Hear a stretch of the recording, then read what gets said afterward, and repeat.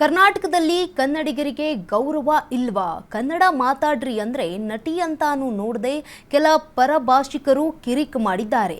ಬೇಕಿದ್ರೆ ಇಂಗ್ಲಿಷ್ ಕಲಿ ಅಂತ ಧಮಕಿ ಹಾಕಿದ್ದಾರಂತೆ. ಬನ್ನಿ ಆ ನಟಿ ಆಕ್ರೋಶ ಹೇಗಿತ್ತು, ಕನ್ನಡಿಗರು ಏನ್ ಮಾಡಿದ್ರು ನೋಡೋಣ. ಹೆಚ್ಚು ಯಾಕೆ ಬಳಸಿಲ್ಲ ಅಂತ ಪ್ರಶ್ನೆ ಮಾಡಿದೆ. ಭಾಷೆ ಪರ ದನಿ ಎತ್ತಿದ್ದಕ್ಕೆ ಗ್ರೂಪ್ನಿಂದ ರಿಮೂವ್.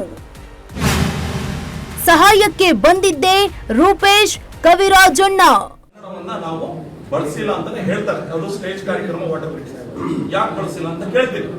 1 ತಿಂಗಳು ಮುಂಚೆನೆ ಹೇಳ್ಬೇಕಿತ್ತು ನಮ್ಗೆ ಅಂತ ಹೇಳ್ತಾರೆ.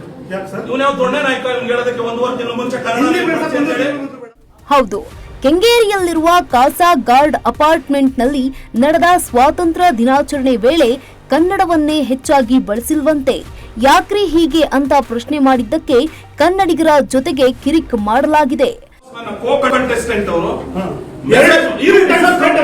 ಮೆಸೇಜ್ ಮಾಡಿರ್ತಾರೆ ಕನ್ನಡವನ್ನ ಬಳಸಿ ಅಂತ ಹೇಳಿ ವಾಟರ್ ಇಟ್ಸ್ ಅವರು ಇದರಲ್ಲಿ ಏನೋ ಒಂದು ಕಾನ್ವರ್ಸೇಷನ್ ಆಗುತ್ತೆ ಸರ್. ಅದಾದ್ಮೇಲೆ ಎಗೈನ್ ಏನಾಗುತ್ತೆ ಅವರು ಸರ್ ಹಿಂಗೆ ಕನ್ನಡ ಬಳಸಿ ಅಂತಂದ್ರೆ 1 ತಿಂಗಳು ಮುಂಚೆನೆ ಹೇಳ್ಬೇಕಿತ್ತು ಅದು ಇದು ಅಂತ ಹೇಳ್ತಾರೆ. ಕಾರ್ಯಕ್ರಮದಲ್ಲಿ ಕನ್ನಡ ಹೆಚ್ಚು ಬಳಸದಿರುವುದನ್ನ ಅಪಾರ್ಟ್ಮೆಂಟ್ನ ನಿವಾಸಿಯಾಗಿರುವ ನಟಿ ಅಕ್ಷತಾ ಪಾಂಡವಪುರ ಪ್ರಶ್ನೆ ಮಾಡಿದ್ದಾರೆ. ಇದಕ್ಕೆ ಕೆಲವರು ಆಕ್ಷೇಪವನ್ನ ಕೂಡ ವ್ಯಕ್ತಪಡಿಸಿ ವಾಟ್ಸ್ಆಪ್ ಗ್ರೂಪ್ನಿಂದ ಅವರನ್ನ ತೆಗೆದುಹಾಕಲಾಗಿದೆ.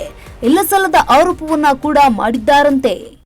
ಹೆಚ್ಚು ಬಳಸಿಲ್ಲ, ಬಳಕೆ ಆಗಿಲ್ಲ ಅಂತ ಕೇಳೋದಕ್ಕೆ ತುಂಬಾ ಜನ ಬೇರೆ ಬೇರೆ ತರ ಇದೆಲ್ಲ ಕಮೆಂಟ್ಸ್ ಬಂತು. ಅವಕ್ಕೆಲ್ಲ ಮಾತು ಎಲ್ಲ ಆಯ್ತು. ಅದಾದ್ಮೇಲೆ ಏನೋ ಪರ್ಸನಲ್ ಅಟ್ಯಾಕ್ಸ್ ಆಯ್ತು. ಎಲ್ಲ ಆದ್ಮೇಲೆ ಗ್ರೂಪ್ ಅಲ್ಲಿ ವಾಟ್ಸ್ಆಪ್ ಗ್ರೂಪ್, ನಿಮ್ಗೆ ಈಗ ಗೊತ್ತಿದೆ ಎಲ್ಲ ವಾಟ್ಸ್ಆಪ್ ಗ್ರೂಪ್ ಗಳೆಲ್ಲ ಇರುತ್ತೆ. ಆದ್ಮೇಲೆ ಎಕ್ಸಿಟ್ ಮಾಡಿದ್ರು. ನನ್ನ ಎಕ್ಸಿಟ್ ಯಾಕೆ ಮಾಡೋದು, ಫಸ್ಟ್ ಆಫ್ ಆಲ್ ಕನ್ನಡ ಕೇಳಿತ್ತಪ್ಪ. ಕೇಳೋದಕ್ಕೆ ಅಟ್ಯಾಕ್ ಮಾಡೋದವ್ರಿಗೆ ವಾಪಸ್ ನಾವು ನಿಂತು ಮಾತಾಡಿದ್ರೆ ಎಕ್ಸಿಟ್ ಮಾಡ್ತಾರೆ. ಸೊ ಯಾವ ಜ್ಞಾನದಲ್ಲಿ ಇದಾಗ ಮಾಡ್ತಾರ ಅವರು, ಯಾವ ಟೈಮಲ್ಲಿ ರಾತ್ರಿ ಒಬ್ರು ಅಡ್ಮಿನ್ ಇನ್ಚಾರ್ಜ್ ತಗೊಳ್ಳೋರು ಆ ಟೈಮಲ್ಲಿ ಒಂದ್ ಮಾಡೋದು. ಇದೆಲ್ಲ ಮಾತಾಡಿದಾಗ ಇಲ್ಲಿ ಯಾರು ಸಪೋರ್ಟಿವ್ ಆಗಿ ಹೆಚ್ಚು ಕಾಣಿಸ್ಲಿಲ್ಲ ನಂಗೆ. ಹಂಗಾಗಿ ನಾನು ರೂಪೇಶ್ ರಾಜಣ್ಣ ಅವರಿಗೆ ಹೇಳಿದೆ, ಇನ್ಫಾರ್ಮ್ ಮಾಡಿದೆ. ನನಗ್ ಗ್ರೂಪಿಂದನೇ ತೆಗೆದ್ಬಿಟ್ರು ಅಂದಾಗ ಅವಾಗ ಅವರು ಅವ್ರ ನಂಬರ್ ಕೊಡಿ, ನಾನು ಸಮಾಧಾನವಾಗಿ ಮಾತಾಡ್ತೀನಿ ಅಂತಾನೆ ಹೇಳಿದ್ರು. ಸುಳ್ಳು ಆರೋಪಕ್ಕೆ ಸ್ಪಷ್ಟನೆ ನೀಡಬೇಕು ಅಂತ ಅಕ್ಷತಾ ಪಟ್ಟು ಹಿಡಿದಿದ್ರು. ಸಂಘದ ಸಭೆಯಲ್ಲಿ ನಿವಾಸಿಗಳು ಹಾಗೂ ನಟಿಯ ನಡುವೆ ವಾಗ್ವಾದ ಕೂಡ ನಡೆದಿದೆ. ಚಿತ್ರೀಕರಣ ಮಾಡ್ತಾ ಇದ್ದ ಅಕ್ಷತಾ ತಾಯಿಯ ಮೊಬೈಲ್ ಅನ್ನ ಕಿತ್ಕೊಂಡು ಧಮಕಿಯನ್ನ ಹಾಕಿದ್ದಾರಂತೆ. ಕನ್ನಡ ಹೋರಾಟಗಾರರಾದ ರೂಪೇಶ್ ರಾಜಣ್ಣ ಹಾಗೆ ಕವಿರಾಜ್ ಅವರಿಗೆ ಮಾಹಿತಿಯನ್ನ ಹಂಚಿಕೊಂಡಿದ್ದಾರೆ ಅಕ್ಷತಾ. ಪೊಲೀಸರು ಕೂಡ ಸ್ಥಳಕ್ಕೆ ಭೇಟಿಯನ್ನ ನೀಡಿದ್ದಾರೆ. ಸುಳ್ಳು ಆರೋಪ ಮಾಡಿದ್ದಕ್ಕೆ, ಕನ್ನಡ ಬಳಸದಿದ್ದಕ್ಕೆ ಕ್ಷಮೆ ಯಾಚಿಸಬೇಕು ಅಂತ ಆಗ್ರಹಿಸಿದ್ದಾರೆ. ಪೊಲೀಸರು ಮಧ್ಯಪ್ರವೇಶಿಸಿ ಸಮಾಧಾನ ಮಾಡಿದ್ದಾರೆ. ಆತ ಇನ್ನೂ ಕ್ಷಮೆ ಕೂಡ ಕೇಳಿಲ್ಲ. ಹೌದು, ಗ್ರೂಪ್ ಅಲ್ಲಿ ಶುರು ಆಗಿದ್ದು ಗ್ರೂಪ್ ಅಲ್ಲಿ ಅಂತ್ಯ ಆಗ್ಬೇಕು. ಅದು ಗ್ರೂಪ್ ಅಲ್ಲಿ ತಗೊಂಡೋಗಿ ಇನ್ನೂ ಎಳೆಯೋದು ಬೇಡ ಅಂತ ಹೇಳೋದ್ರಿಂದ ನಾನು ಬಿಟ್ಟೆ. ನಾ ಬಿಟ್ಟೆ ಅನ್ನೋ ಕಾರಣಕ್ಕಾಗಿ ಅದು ಗ್ರೂಪ್ ಅಲ್ಲಿ ಕೆಲವರು ಕ್ಲಾರಿಟಿ ಸಿಕ್ಕಿಲ್ವೇನೋ, ನಂಗೀಗ ಅರ್ಥ ಆಗ್ತಿದೆ.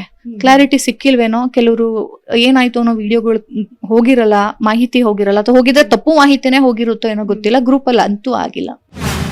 ಇಂಗ್ಲಿಷ್ ಕಲಿ, ಇಂಗ್ಲಿಷ್ ಮಾತಾಡಿ ಅಂತಾನೆ. ನಂದು ಮಲಯಾಳಂ, ಕನ್ನಡ ಮಾತನಾಡಲ್ಲ ಅಂತಾನೆ.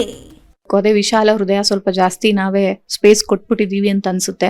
ಕೆಲವ್ರು ಕನ್ನಡಿಗರೇ ಹೇಳ್ತಾರೆ, ನಾವು ಓದ್ಬೇಕಾದ್ರೆ ಎಲ್ಲ ಇಂಗ್ಲಿಷೇ ಇತ್ತು, ಇಂಗ್ಲಿಷಲ್ಲೇ ಮಾತಾಡ್ತೀವಿ, ನಾವು ಇಂಗ್ಲಿಷ್ ಕಲಿಯೋಣ, ಅವ್ರ ಜೊತೆ ಮಾತಾಡೋಣ, ಸೇರೋಣ ಅನ್ನೋದೆಲ್ಲ ಕೇಳಿದಾಗ ನಂಗೆ ಅವ್ರ ಮೇಲೆ ಬೇಜಾರಾಗುತ್ತೆ. ಮತ್ತೆ ನಾನ್ ಕನ್ನಡದಲ್ಲಿ ಮಾತು ಶುರು ಮಾಡಿದ್ರೆ, ಯಾಕೆ ನನ್ನ ಭಾವ ಕನ್ನಡ ಅಂತ ಶುರು ಮಾಡಿದ್ರೆ, ಒಬ್ಬ ಮಲಯಾಳಮಲ್ಲಿ ಮಾತು ಶುರು ಮಾಡ್ದ, ನಾನು ಮಲಯಾಳಂ ಮಾತಾಡ್ತೀನಿ, ಇಲ್ಲ ನೀನ್ ಇಂಗ್ಲಿಷ್ ಮಾತಾಡು ಅಂತ ಈ ತರ ತಲೆಲಿದೆ. ಅವ್ರಿಗೆ ಗೊತ್ತಾಗ್ಬೇಕು ನಾವ್ ಈ ಊರಲ್ಲಿ ಇದೀವಿ, ಹೌದು ಅವರು ನಮ್ಮೂರಿಗೆ ಬಂದು ಈ ತರದ್ ಮಾತಾಡಿದ್ರೆ, ಈ ತರದ್ ಆಡಿದ್ರೆ ನಾವು ಸಹಿಸಲ್ಲ ಅನ್ನೋದು ಅವ್ರಿಗೂ ಗೊತ್ತಾಗ್ಬೇಕು. ಸೊ ಇದು ಯಾಕೆ ಅನ್ನೋದು ನಮ್ಗೂ ಗೊತ್ತಿಲ್ಲ. ಮತ್ತೆ ತುಂಬಾ ಪ್ರವೋಕ್ ಮಾಡ್ತಾರೆ, ಇದು ಭಾರತ ಅಂತಾರೆ, ಕರ್ನಾಟಕನ ಮತ್ತೆ ಕ್ಷುಲ್ಲಕ ಕಾರಣ ಅಂತಾರೆ. ಸೊ ಇವೆಲ್ಲ ನನಗಂತೂ ಸಹಿಸಕ್ಕಾಗಲ್ಲ. ಕನ್ನಡದ ನೆಲದಲ್ಲಿ ಬದುಕು ಕಟ್ಟಿಕೊಳ್ಳಲು ಬಂದ ಪರಭಾಷಿಗರು ಕನ್ನಡಿಗರ ಮೇಲೆ ದರ್ಪ ತೋರ್ತಾ ಇರುವುದು ನಿಜಕ್ಕೂ ಶೋಚನೀಯ.